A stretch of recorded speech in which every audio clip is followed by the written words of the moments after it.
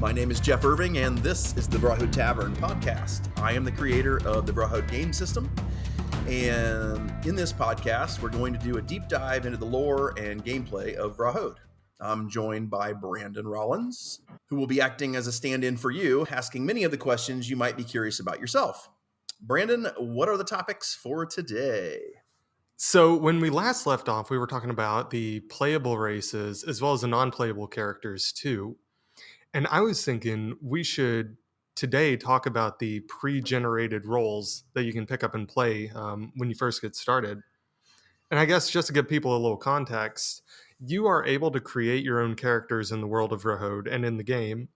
But in order to make it easier to start, there are 12 which are predefined. And so that's why I wanted to kind of talk about today. Yeah, I think that's a good one early on, obviously in the podcast, because people are kind of wondering, really first and foremost, what kind of game is this? Because we've been able to show so much artwork, but not a lot of pictures of people around the table playing the game. And so, yeah, I mean, heroes are important, but the heroes in the Vrahode game series are extremely different from the archetypal stuff that you find in most fantasy.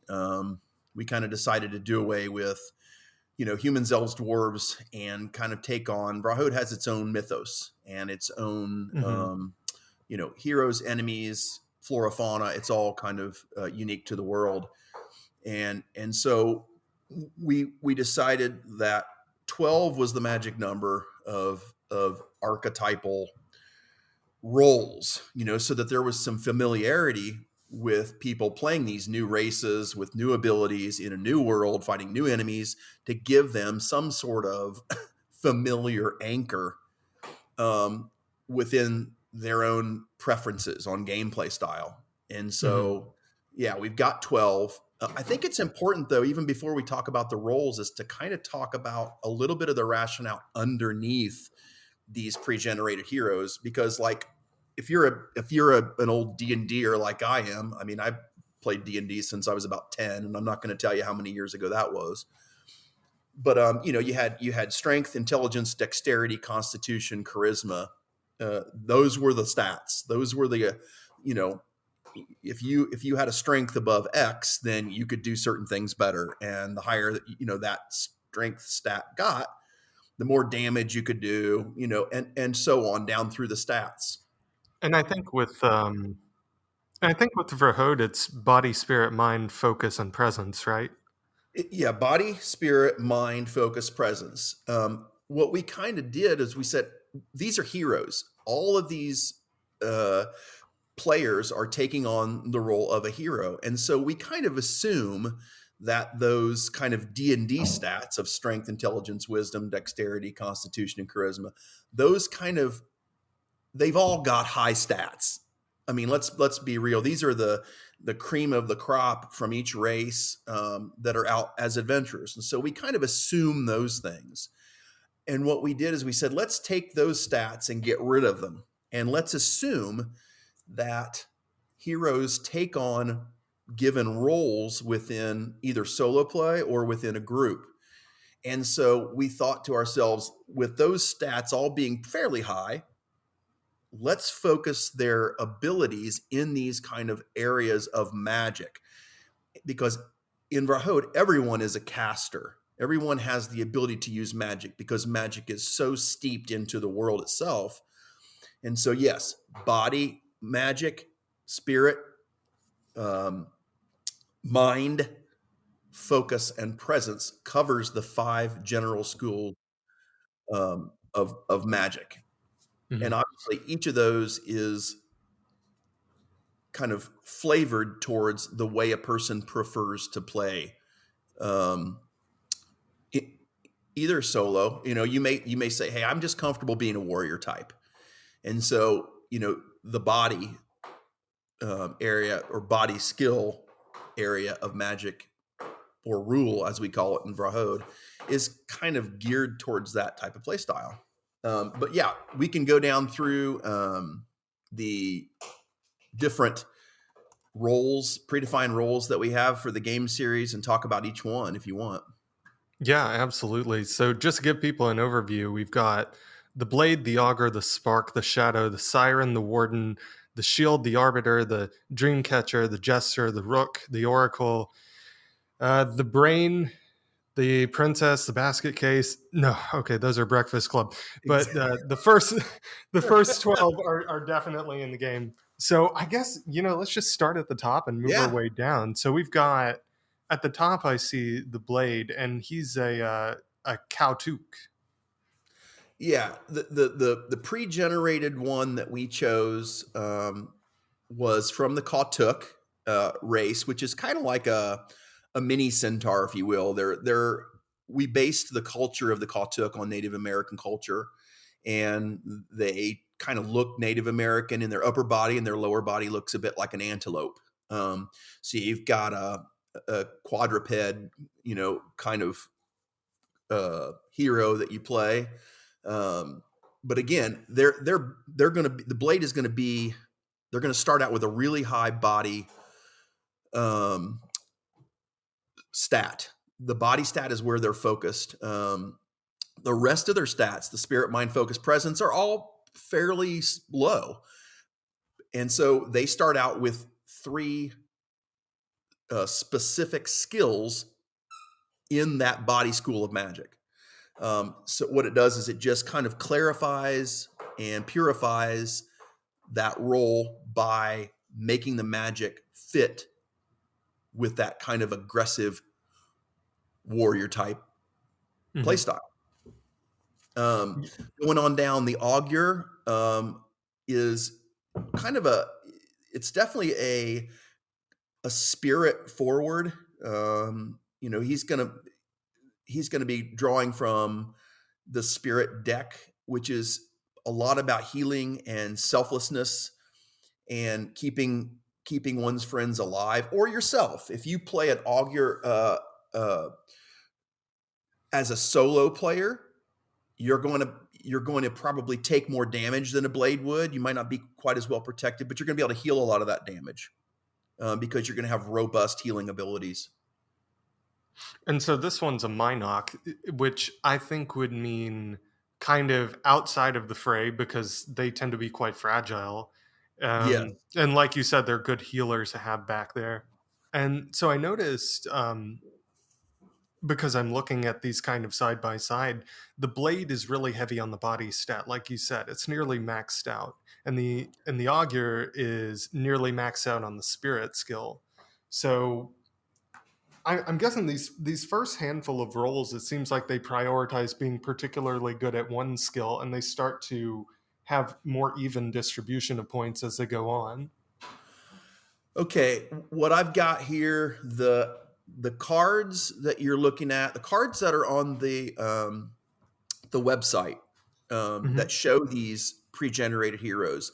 If you'll look at the stats, the stat points, the way they're allocated on that card, Hmm. that is the most current point allocation for those pre-generated heroes. And you'll note that if you look over into the copy, I think you've used some old copy Ah, in the description. And so while it looks maxed out in the copy, if you look at the cards, which those are much more current, you'll see that your primary statistic as a pre-generated hero, at least a blade, is 12. And oh so yeah, okay, it's just over 50% that you're going to hit. You know what I mean? gotcha. And so that's going to be that was a kind of an early balancing pass that we made through those heroes to make sure that we had a large range of improvement, of advancement for all the heroes, even in their primary stat. Hmm. And then if you look at the rest of the stats, heck, they're way below 50%. I'm glad you pointed that out because I actually can't see the images all that well. I've got the page kind of squeezed in the far right corner of Me my too. Me laptop. too. Yeah. Yeah, so it's like you bringing that up is good. It also means I need to update the copy on the site. But yes, so even though, like, I think it's important as we go through these pre-generated heroes to talk about something really important. What we're giving you is 12 pre-generated heroes for one purpose, to get to the table quickly. You don't have to Mhm. fuss with picking your skills. They're already picked for you. You don't have to fuss with rolling up your stats. Those are picked for you.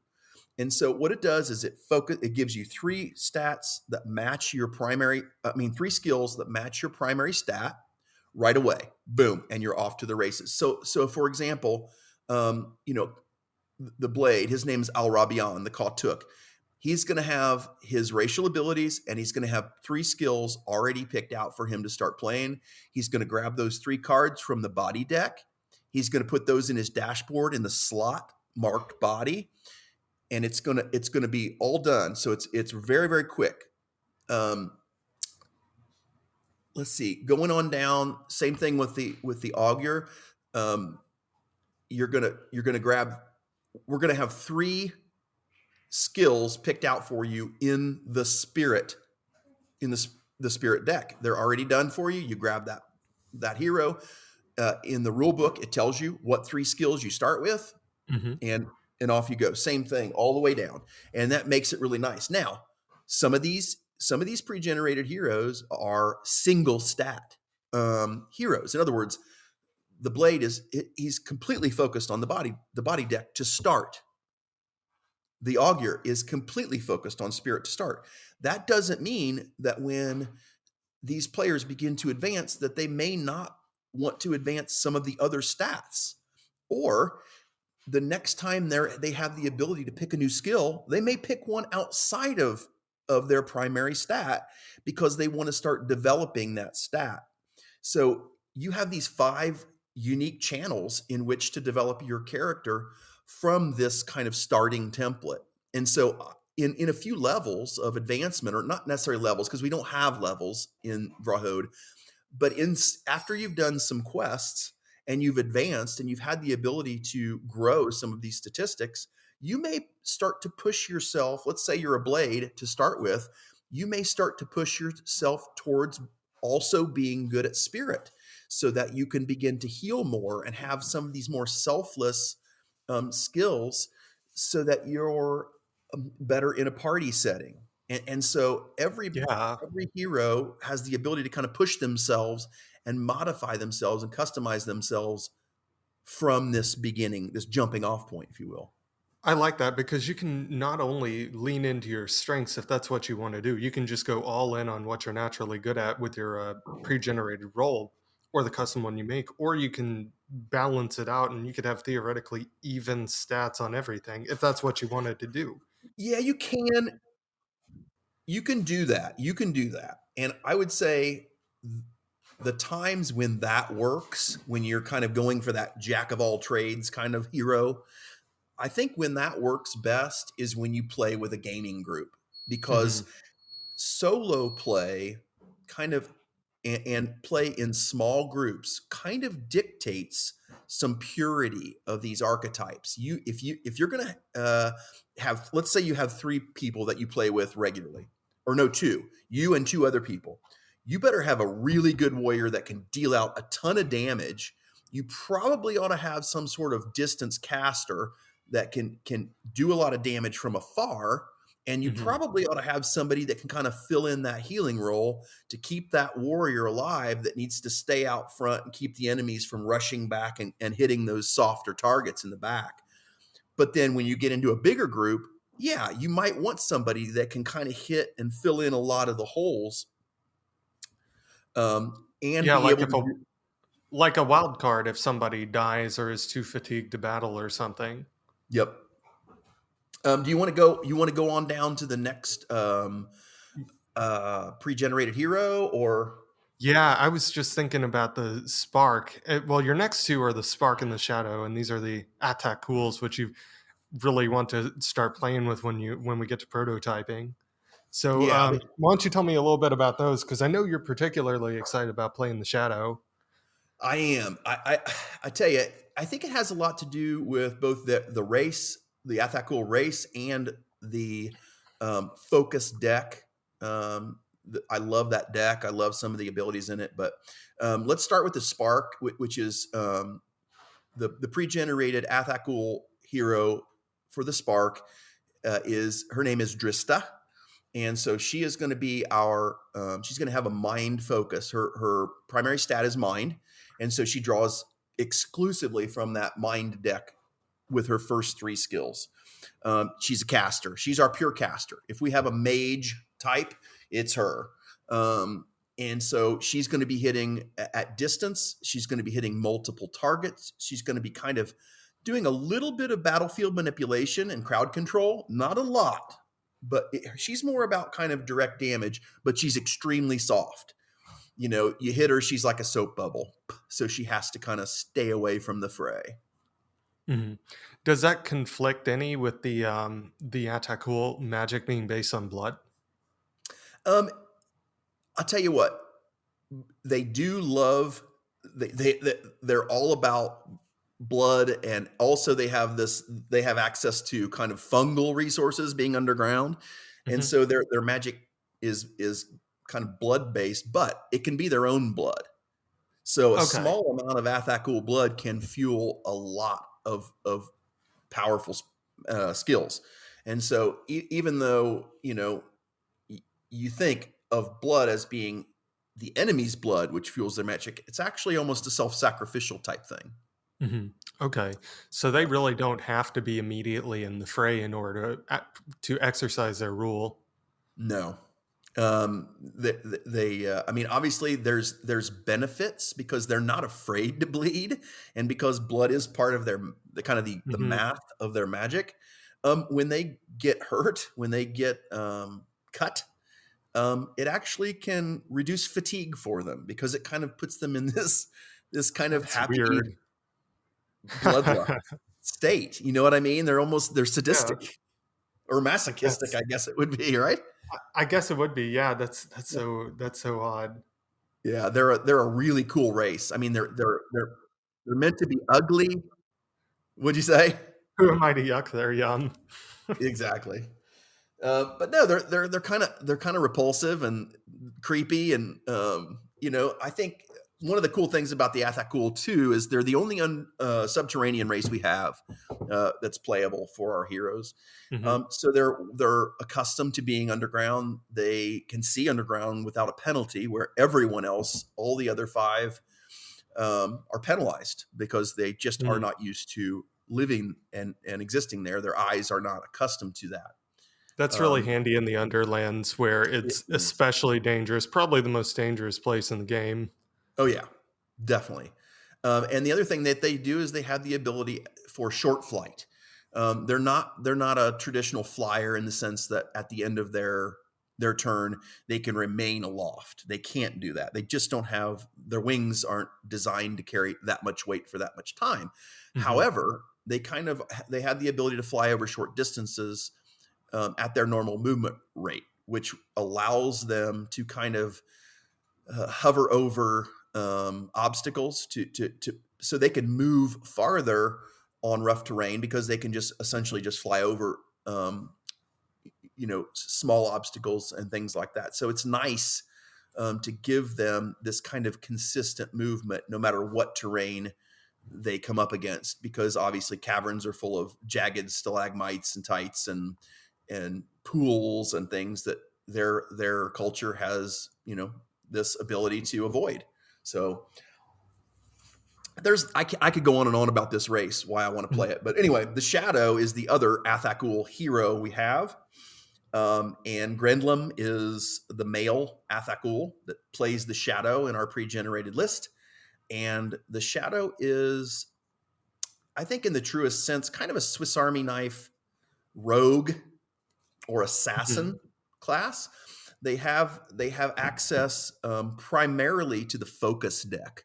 So the focus deck is a deck that serves rogues and archers pretty well, because the focus magic is kind of about extending oneself into one's environment through kind of a dexterous and it's just a very focused way of projecting yourself into the world. And I think martial arts and archers both kind of have that sense of focus about the way they battle. And so the Shadow can kind of do a mix of that. Um, They're like I said, they're going to draw from the focus deck, so they have some abilities um, to disarm traps, Hmm. to unlock doors, to hide in shadows. So that S- makes them really good at getting into the places where others aren't able to get into. Yeah, they have an indoor only invisibility, which you have to have some darkness to be able to use this particular invisibility. So yeah, I mean they're really really handy in the Underlands. Mhm. So to me, I Yeah, think if you and that's maybe where you need the most help. I mean, the mountains are going to be quite tricky too, but especially the underlands. yeah, I think a party going into the Underlands without a shadow is going to be a little bit hamstrung. I think if I was gonna solo play the game, um,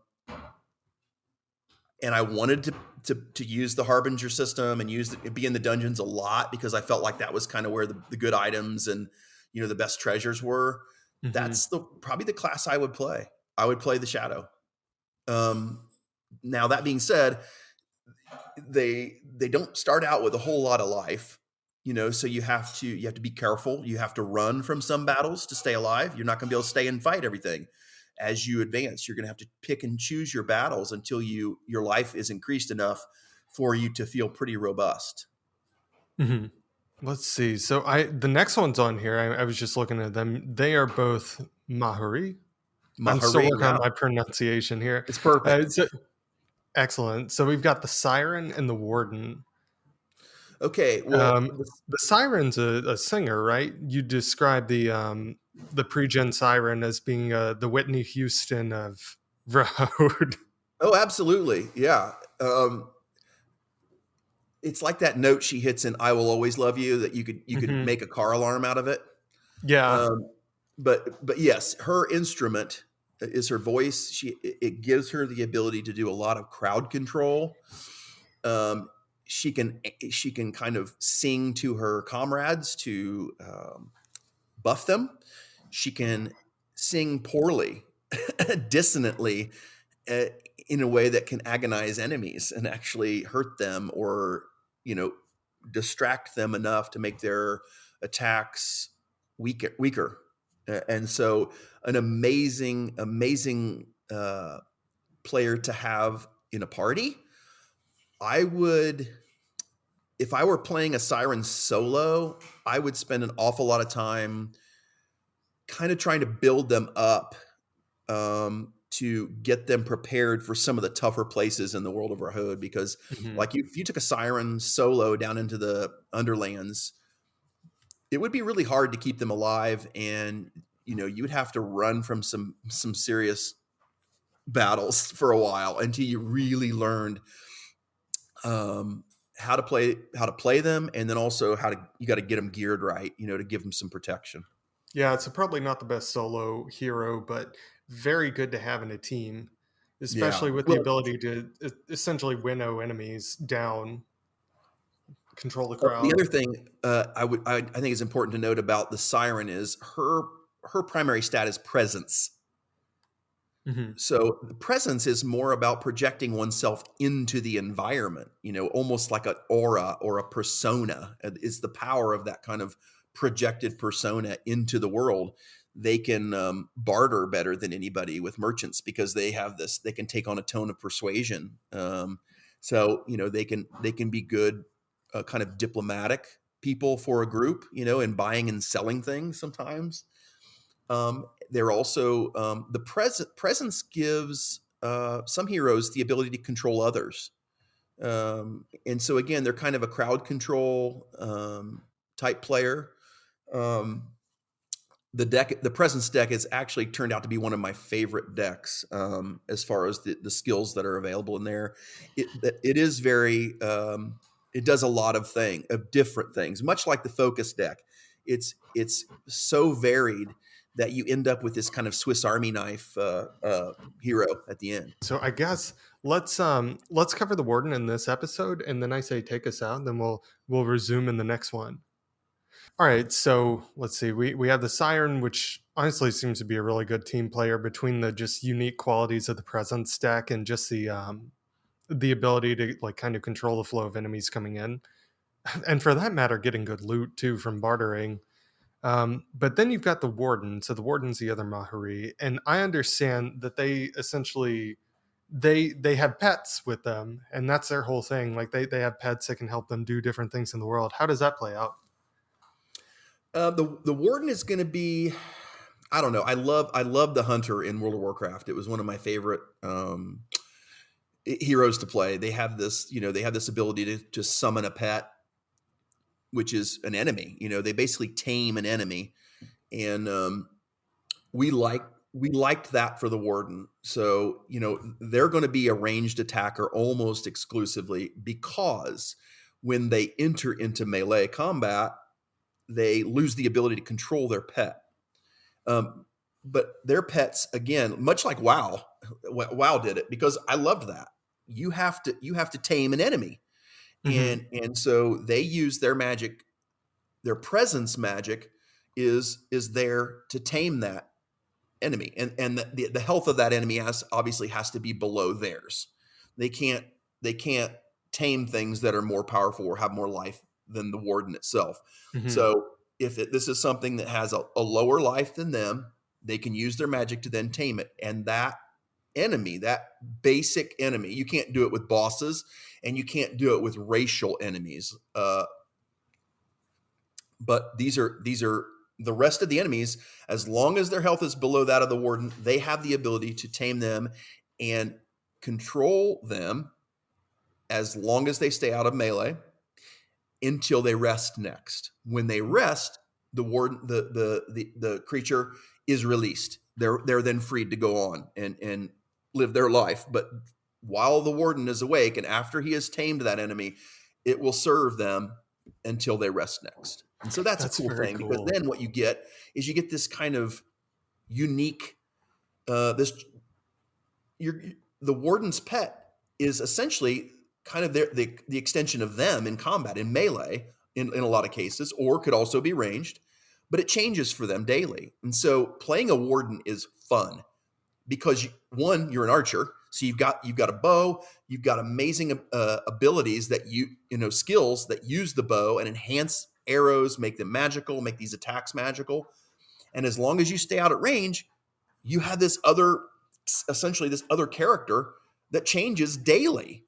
So every day you wake up and you tame something new, and you get to play kind of a different play style every day. So this is for the people that like a lot of kind of variety to their play style. Yeah, that's cool. So, do you just take the enemy card once you tame them and just kind of carry it around with you? You do. We put an extra enemy card for each enemy in the deck, so that if an enemy type is tamed, then yes, the Warden can grab that card and keep it by them until they rest. At which point they relinquish that card. We That's really do, cool. because we don't want battles to get sloppy and to have way too many pieces for it to be manageable. We limit the number of pet taming folks to one. There can only be a single Warden in a group. We have other means of summoning help, and we can also, I don't want to get too deep into the weeds on that one. We have other possibilities for not necessarily pets, but summonables. Let's put it that way, Mhm. summonables. There are other summonables that can join us in battle, but there will always be one Warden, no more. All right. Yeah, and I figure that just simply because you can just tame different stuff and like change it out over time, that's going to lend quite a bit of variety to their play style. So I'm actually looking forward to seeing how that plays out in play testing. That's going to be a fun one. Yeah, and it's nice too, because as the Warden advances, see, their life's going up. Hmm. So it allows Oh, that. so you can get better and better enemies over time. That's it. You can have That's better and better cool. as you progress, because as long as their life is less than yours, your skill it's called bestial mastery. your skill in bestial mastery will allow you to have them come up just beneath you, and that's nice. Yeah. Yeah, that's going to be fun. So we are actually, I say let's stop here. Let's cover the next 6 in the next episode, and why don't you take us out on this one? Thank you for listening to the Vrahode Tavern podcast. If you're enjoying this show, take a moment to subscribe anywhere you get your podcast. If you're on Apple Podcasts, please leave a 5-star review. It helps more than you know. You can learn more about Vrahode on vrahode.com. That's VRAHODE.com. Link in the show notes. You can also find us on Facebook, Twitter, and Instagram, where we're at Vrahode. Thank you again for listening. We really appreciate it. Keep an eye out for our next episode in 2 weeks.